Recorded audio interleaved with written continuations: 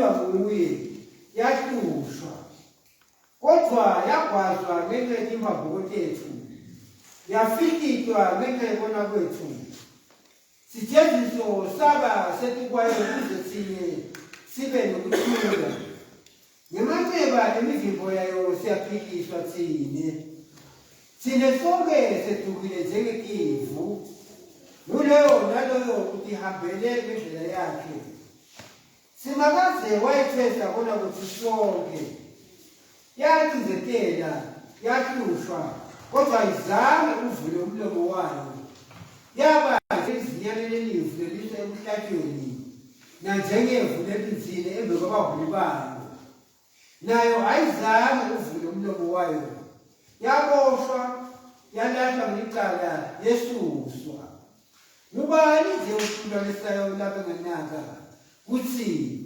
yamleveni lalabaphilako yashaya ngenxa yesono sebantu bami babeka thina lalo lababi yaba kanye nabadluli okufeni kwayo noko ayizange bekudlova nemacebo abangekho emlonyeni wayo simakaze kuthi noko kwaba yithando yasimakaze kuthi ayinyathele ayeke ihlupheke noma simakaze enda kuphila kwayo kwaba umhlathelo licala iyawubona situkulwane sayo yazise nemalanga kuphila kwayo isandla yasimakaze iyawuphumelela ngesandla sayo emva kwesihlupheko kwemphefumulo wayo iyawukubona kukhanya ngokuphila eneliswe ngelwakhi lwayo inceku yami lelungile iyawukwenta labanyenti bomukelele uNkulunkulu ukuthi balungile njengoba ethwele imabhokoti abo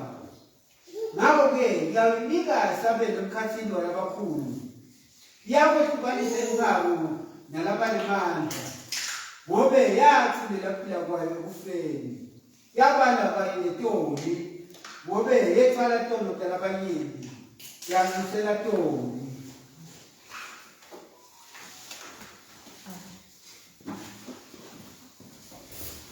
masingena emthandazweni lokupheshi 199 bazalwane siyalekelekana simakathe wena usiphephelo sami ungacaci ungijabulise ngephule ngekulunga kwakho sonzeta indlebe yakho ungephule ngekushesha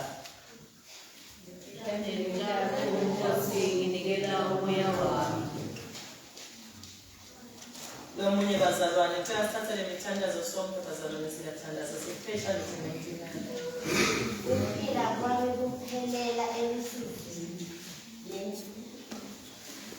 neminyaka yami iphelela ekubuyithekeni emandla ami aphelile ngenxa yebona kwami nemathambo ami athinzetelekile etandleni lakho Nkosi nginika umoya wami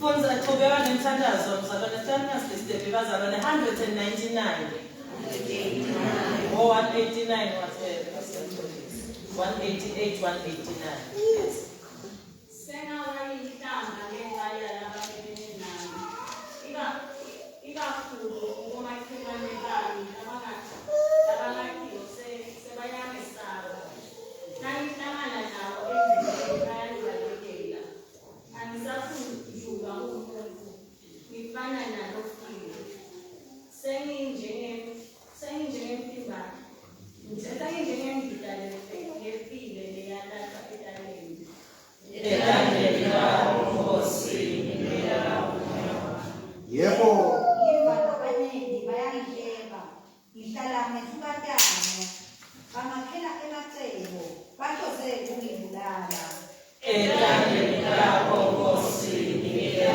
umoya wami yebo Nkosi ngithembela kuwe ngithi uNkulunkulu wami emalanga ekuphila kwami asesandleni sakho kule esandleni sekuzatha nakubo labantu etandleni lakho Nkosi nginika umoya wami kodwa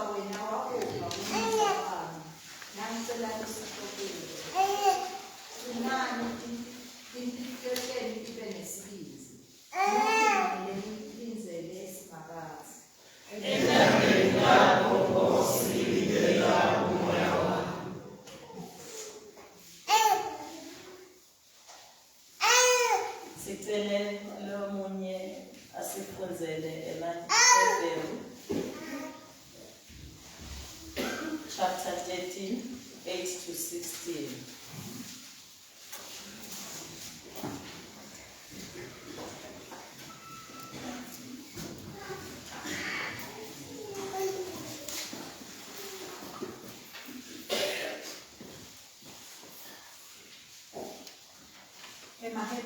KumaHebheru 13 verse 8 to 16. Yesu Kristu akagucuki, nguye itolo nalamandla maphakathi. Ningaduliswa imfundiso letingadliwa letinhlobonhlobo. Kuhle ukuthi inhliziyo tethu iqiniswe ngemusa, hhayi ngekugcina imithetho yekudla. Ngobe labo labayigcinako ayibasithi ngalutho. Sineliyadi lapho khona umhlatshelo losetikwayo kwapristi labakhona ethendeni lekuhlangana bade lilungelo lekudla. Umpristi lomkhulu ungena nengadi yetinkomo neyetimbuzi endzaweni engcwele itewuba ngumnikelo, kodwa tidumbu taletilwane tishiswa ngaphandle kwenkambo. Ngiko nje naJesu wafela ngaphandle kwelisango kuze atawungcwelisa bantfu ngengati yakhe. Ngakho-ke asiphumele kuye ngaphandle kwenkambo sefanisane naye lihlazo lakhe, ngobe lapho side likhaya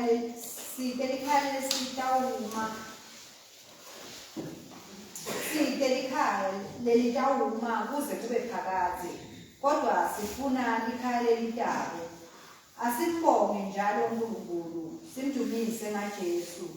Lokumdumisa akube ngumnikelo wayo yonke imilomo levuma libito lakhe. Ningamuyekeli kwenta lokuhle nekuhlephulelana loko leninako, ngobe iminikelo lenjalo iyamthokozisa uNkulunkulu.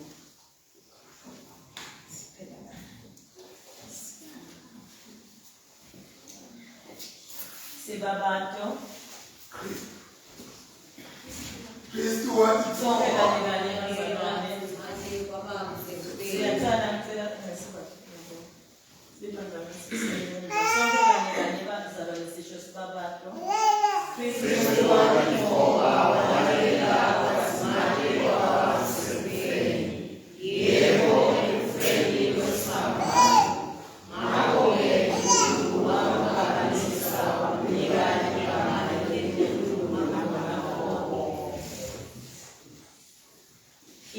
inhlupheko yenkosi yethu Jesu Kristu ngekulandzisa kwaJohane umfundisi asifundzele Johane chapter 19 verses 1 to 37.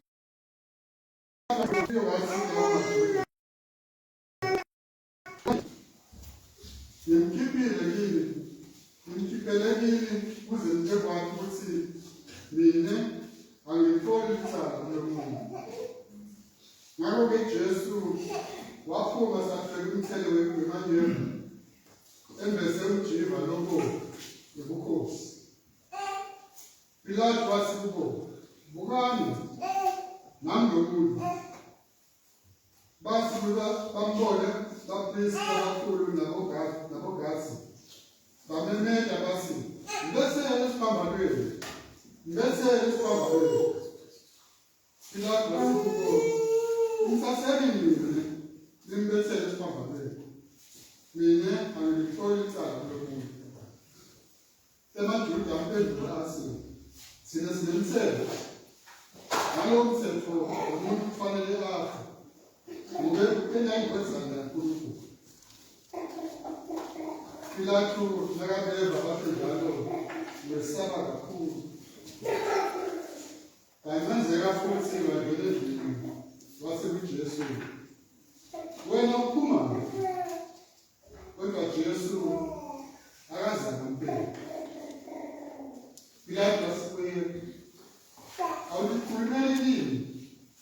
Usuyazi ukuthi yimi enginamandla ukukhulula nokukubethela esiphambanweni. Jesu wathi kuye, ngabe kawunamandla ethi kwami ukube ungakawanelwa yintombi. Kepha lona lomnikela kuwe nguye omhlaba. Pilato nakayiva lenkulumo wafisa kakhulu umkhululo, kodwa EmaJuda bemenda bathi, nawumkhulula lowo muntu kusho ukuthi awusilo isihlobo esakho. Ngoba wonke lobheka inkosi usitha sakhe sakho. Ngakeva lokho Pilato wamkhiphela ngaphandle kweJesu. Wahlalisa lwezi wehluleka endaweni kaMsiba izawo lelilwe nematshe ngesebhelo igabhathi. Lelo langa lokule balungiselele iPasika. Ngelibawa leshumi nambili Pilato wakhuluma kumaJuda wathi, nansi inkosi yenu. Bamemeza kakhulu bathi, msuse, mbesele esiphambanweni. Pilato wabuza wathi, mbesele inkosi yenu esiphambanweni. Abaphristi abakhulu bamphendula bathi, siyinto thina lenge inkosi ngaphandle kwaKesari. Pilato-ke wase umnikela kubo ukuthi bayombethela esiphambanweni. Ngakho wabethi bayamthatha Jesu. Wakhuluma isiphambano sakhe, wabefika endaweni ekuthiwa indawo yesiphofu, ngesihebheru kuthiwa iGolgotha. Bafike bambethela esiphambanweni khona kulekezayo. Base babethela lamanye amadlozi amabili esiphambanweni, lenye ngesekudla nalenye ngesanyama. Jesu asemkhathini wakhe. Pilato wabhala isafiso esashayelwa esiphambanweni sithi, Jesu waseNazaretha, inkosi yamaJuda. EmaJuda abaningi akufuzanga ngoba lenzawo la ebebethele kuyo Jesu besedudane kakhulu ledolobha. Lesafiso sasibhalwe ngelulwimi lwesebhele, lesiLatini kanye nesiGriki. Abaphristi abakhulu bamaJuda bathi kuPilato, awusubhala ukuthi inkosi yamaJuda, kodwa thani le ndoda yathi yinkosi yamaJuda. Pilato wabaphendula wathi, ngakho lisemhalile ngikubhalile. Labasotshakazi kube ambethele esiphambanweni, asasathatha impahla yakhe ehlukaniselane ngakho neThixo. Lilinye isotsha layithola simo. Baphinde bathatha ingubo yakhe yayindiwe ngendawo yembi, kusukela enkulu kuya phansi, inhle ubuhlungu.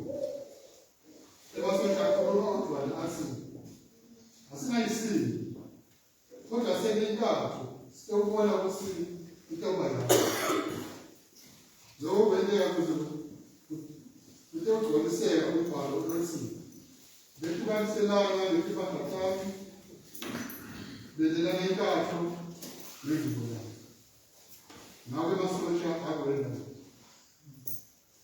lapha eceleni kwesiphambano saJesu bekume unina babo nazaziwa kwenini na Maria ukaCleophas na Maria waseMagdala.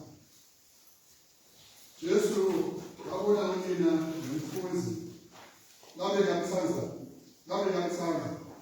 bebekhona lapho ngake wasewuthi unina ngabe nansi indodana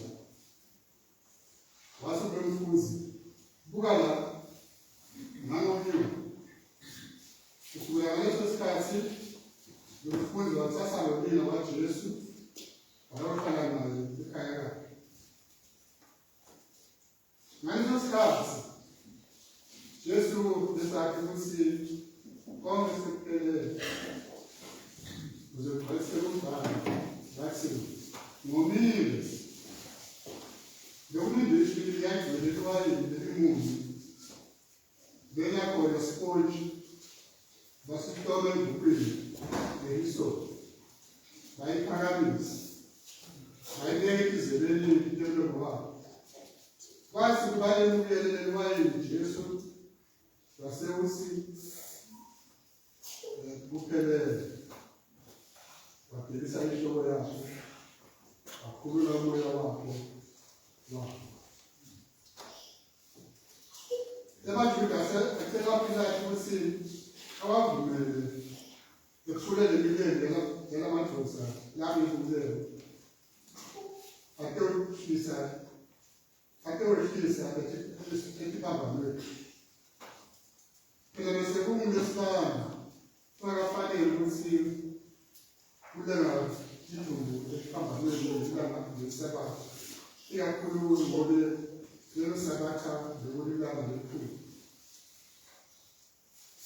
Ngakho-ke emasosha afike ikhula umlende yendoda icala ngiyalena leli futhi ngiyayibetheke ngayela Jesu. Kodwa bathi babefika kuJesu babona ukuthi sokuvele ukuthini. Ngakho-ke bangalo wasayipholile leyo. Lomunye wemasosha wadlaza Jesu emhlubulweni masinyane nje wagileka emanzi nengozi. Lona lokubona lokho wafakazi. Siyathi ukuthi lokho labe ngisho kwiqiniso. Futhi naye uyathi ukuthi ukhuluma iqiniso. Kuze nami ngibe ukhona. Noma lokho lokwenzeka kuze kugcwaliseke umbhalo lothi kude noba linye ithambo lakhe leliyakukhulu. Kukhona nomunye umbhalo lothi bayambuka labo bayambuka lo abamgwazi.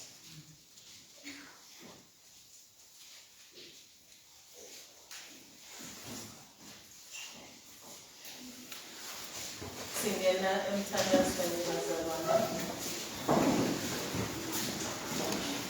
Namuhla Kristu unikeza impilo yakhe kuyise kude bantu basinziswe.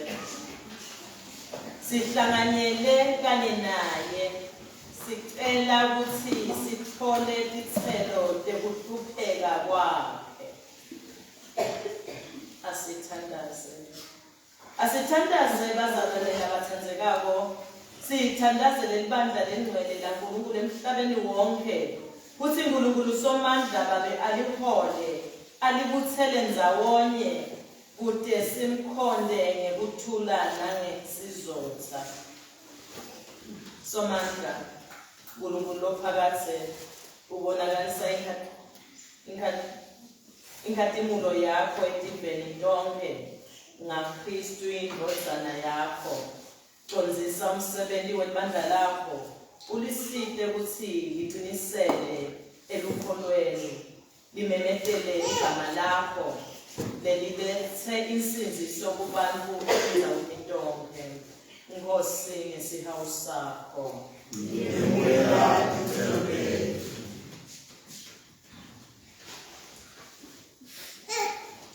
Libandlela ngokuthula bazalwane masithandaza kokuthatha umthandazo. Masithandaza ngokuthatha umthandazo bazalwane. Masesingena emthandazweni singena emthandazweni. Asithandazele kalisi ubishop wethu nathabo archbishop wethu nebabishop bonke bafundisi nebadiyakoni nalabo lababikelwe emsebenzini ehlukene ebandleni nebantu bonke baNkulunkulu. Nkosi ngesihawu sakho. Oh, sorry. Somanda is thandaza. Answer thandaza. Somanda uNkulunkulu lophakathe moya wakho uyalicondzisa libandla alendele bengcwele. Lalela imithandazo yethu basike bonke ngamunye ekubitweni kwabo kube bathembeke emsebenzini wakho. Nkosi ngesihawu sakho. Asithandazele labo labalungisela umbhabhatiso nemthibiso uthi umusa wakhe abende atinikele eluthandweni lwakhe. Thandaza mfundisi.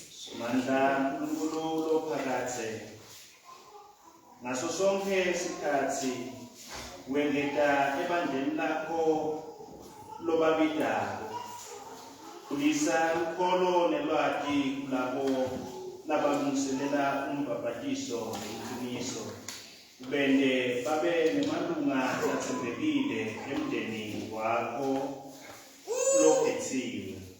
Nkosi ngesihawu sakho. Asithandazele bonke bomnakethu nabodzadzewethu sihlanganyela nabo emholweni yaJesu Kristu futhi uNkulunkulu asiyise ndawonye ebandleni linye bonke labafuna iqiniso. Somandla uNkulunkulu lophakathe ubagcina ndawonye labo bahlanganisile. Bheka ngemusa bonke labalandzela Jesu indodana yakho. Sehlukanisele wena ngomthandazo wethu. Sende sibe munye ebudlelwaneni beluthando. Nkosi ngesihawu sakho. Asithandazele emaJuda bantu bekucala kuvalivela kuNkulunkulu ukuthi baqhubeke baphile emthandweni kaNkulunkulu nasegameni lakhe nokuthi bavume Jesu ukuthi uyesini. Somandla ngophakathi wanika sethembiso sakho ku-Abrahama nesizukulwane sakhe. Yena ukuthi bantu ekutshaleni babeni babo abafikelele ekugcwalisweni nokuhlengwa kwabo. Nkosi ngesihawu sakho.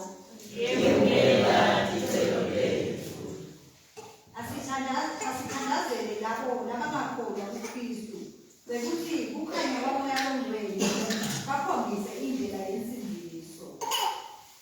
Somandla uNkulunkulu ophakathi wena lofuna abantu bonke noma labanye bafuna bebe lwakhe vula emehlo alabo labakuKristu ukuze bathole kuwe kuphela indlela liqiniso nokuphila. Nkosi ngesihawu sakho.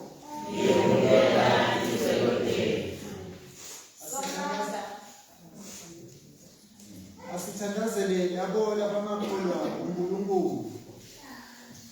Somandla uNkulunkulu lophakathe wasenda sababakho.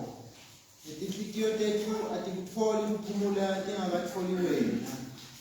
Bahawukele bonke labaphila ngekungabata ngake kungakholwa.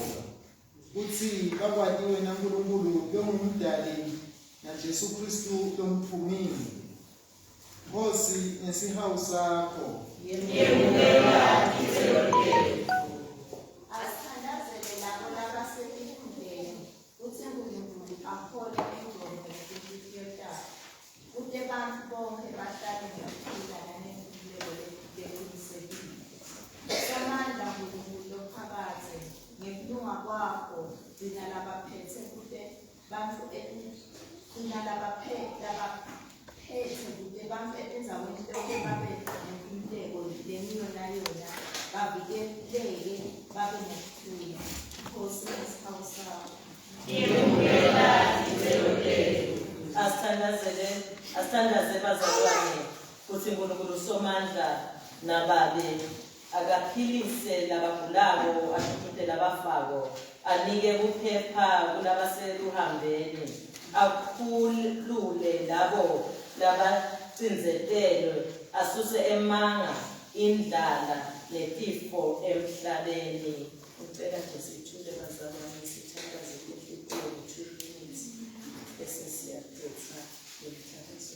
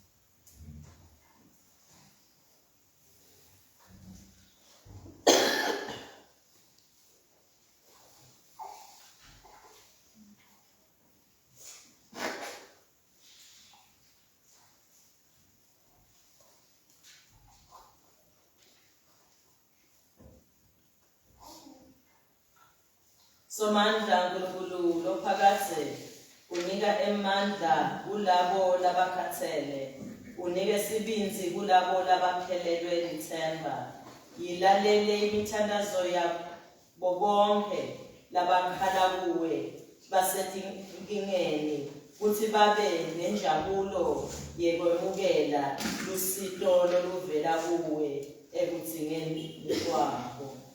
Sicela konke lokhu ngaJesu Kristu inkosi yethu. Amen.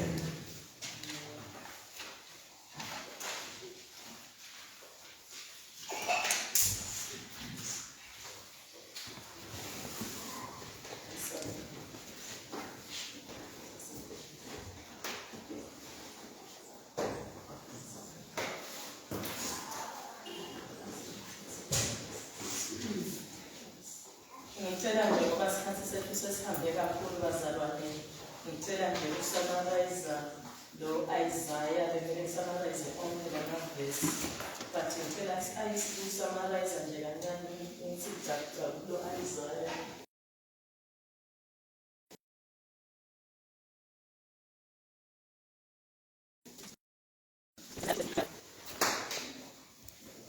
Uthi tela kwakuvesi 1 ngisacela sivulela ngekanye bazalwane sitawusheshisa lo Isaiah ukusummarize konke lamaphathi isikhathi sesihambe kakhulu ngicabanga sabafanele sesida bengithi ngabe sesingena emavini ngingabona le mithandazo yethu sibe seseshwambakala kanti imithandazo esimele siyithandaze sithule. Ngicela-ke ukuba lapha abazalwane kule makhunjana lensize kakhulu ithi kuba la inceku yami iyawuphumelela emsebenzini wayo. Inceku yami ngubani le nceku? Ngu-Isaiah lona bazalwane batawukhumbula lebe bakhona itolo ukhulume Isaiah ukhulume umfundisi Mthandi wathi Isaiah many years bo asengatalwa na Jesu. Isaiah waprofeta kutalwa kwa Jesu, wakhuluma kukhona lekatawutalwa, wakhuluma kutawuphila kanjani asesemhlabeni, wakhuluma nalokufa kwakhe. Namhla sibona lapha emaqolofeni lapho njalo lesiprofeta sa-Isaiah uthi lo lenceku lena kusho ukuthi lo Jesu Kristu lona ngiyo lenceku yaNkulunkulu. Uthi itawunqoba lo Jesu waba victorious bazalwane emncamlezweni. Asesimbuke ukuthi kwendekani lesiphambano.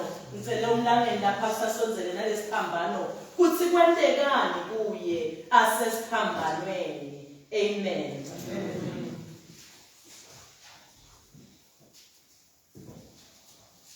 Uthi umoya wakhe unjani uphukile. Asesibuke kuvesi bani.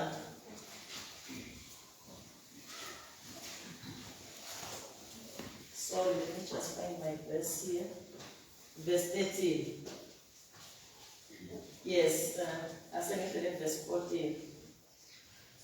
Verse 14 bazalwane ukhuluma uphi verse 14 ngisebenza.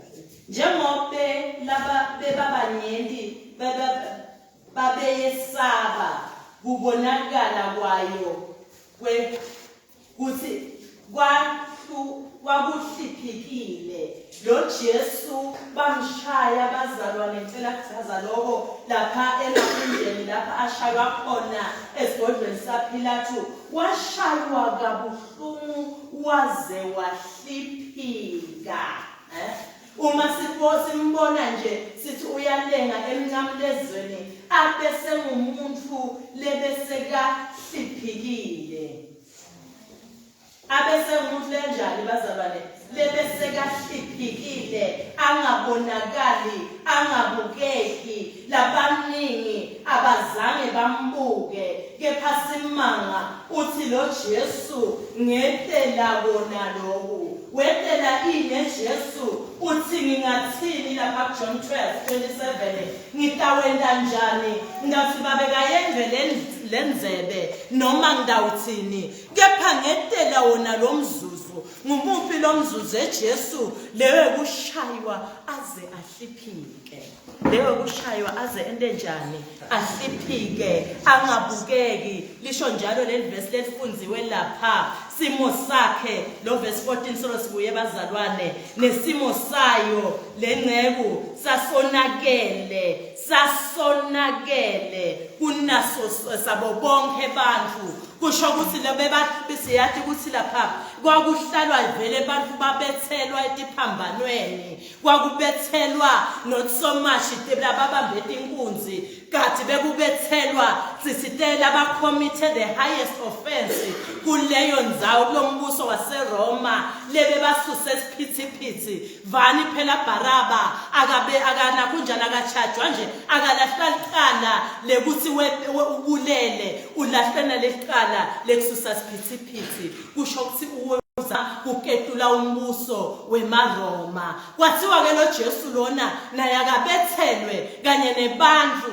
lebe bazama uketula umbuso weRoma. That is the highest offense in any land bazalwane uma ufuna uketula umbuso. Wabethelwa akazange kuthiwa wabethelwa kanye netoni waba semkhathini wetoni lithuna lakhe labalwa kanye netoni ngalaka right kwakunemuntu lebekonile nangalaka left kodwa yena wabekwa emkhathini wabekwa ku center stage atobukwa ngo bonke abantu. Amen. Angilohliphikile uthe mathambo ami andanjani na sifunze kanye nani bazalwane asesibuke lapha uthi nemathambo ami aqinzetelwa uthi lomnye angiqoqela kunale film le Passion of Christ ngiyabona nabantu ngibalibona lo ubonakala ashaywe uma sicela kulibona sakhala uthi ke lomnye I was disappointed because lo Jesu in fact lokushaya kwakhe abembiwa. Uyamata umuntu makembako ufaka emandla akhe onke laphasi. Washaywa kanjalo lo Jesu kwakuncathuka inyama emtimbeni wakhe. Lamathambo lekakhuluma ngawo la lesiwafunze kule ncwadi kulo page 189 abebonakala lapha emncamlezweni. Kwabonakala timbambo ngendzaba yekushaywa. LiBhayibheli abaningi bathi Jesu washaywa emivimba lengu-39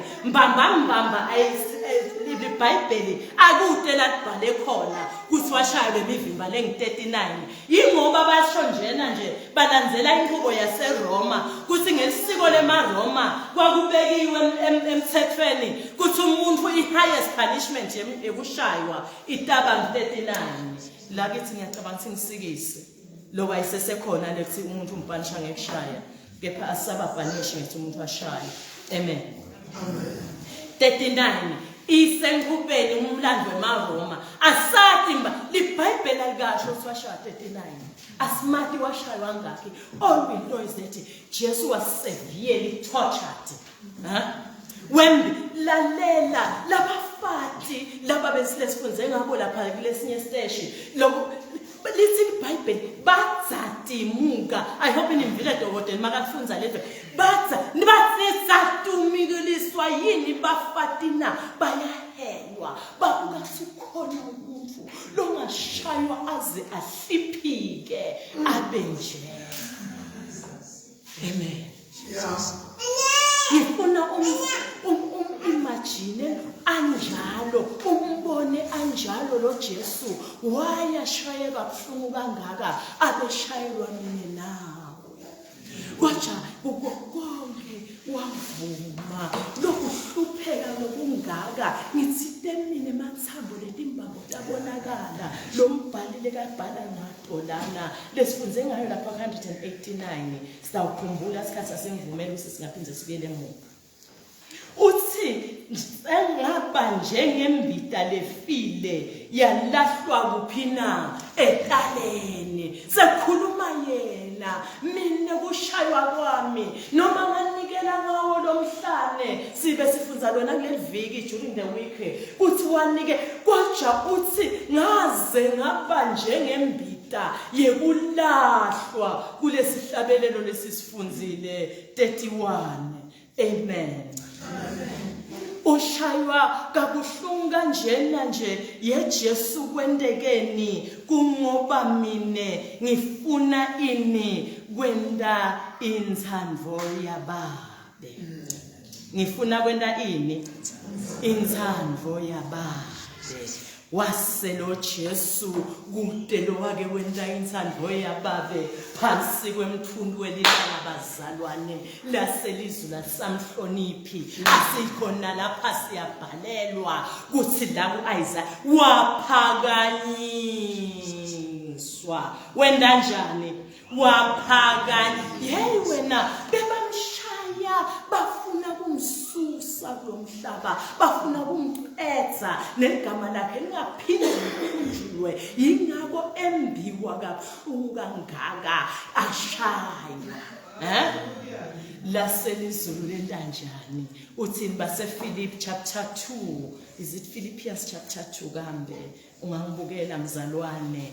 Philippians chapter 2 verse 9 lithi ngenxa yaloko babe wamphakamisa lo Jesu kude lo yawuhluphekela lizulu kude lo yakwenda inthando yababe kude lo yawulalela uNkulunkulu kuphansi kwemthundu welanga bese lizulu kalimbongi uthi temfundisi mthande amagama akhe lizulu besalisamowe liyabhala lithi oh so and so and I will pay so and so. Buka lo Jesu lekahlupheka kangaka lo Jesu lekabamnene kangaka uthi telo mbhali njengemvembi kwebagundi bakhe wathula kuko konke lokushaywa lokungaka lokushaywa zahliphitwe kodwa wathula.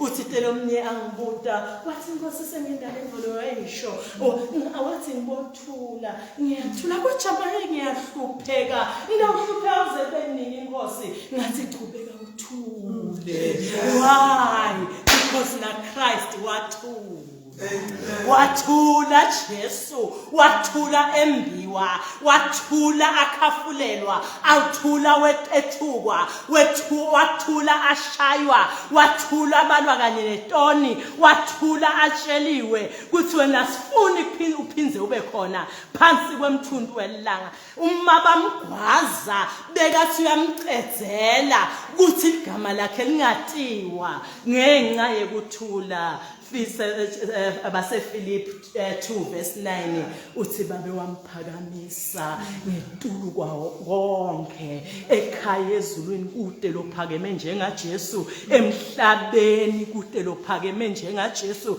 ungabasho babusi bemhlaba labaphakeme kodwa soze bafika kulo Jesu nabo Ali Muhammad labamkhondako nabo lekhanyana labamkhondako lilite lawo magama lawo kuneligama leliphakeme kunawo onke ligama la Jesu yini sizathu ingoba emhlabeni wakhetha kwenda inthando yaBaba. Amen.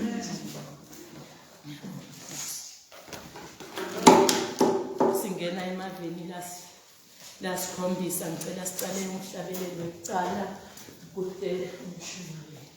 Amen.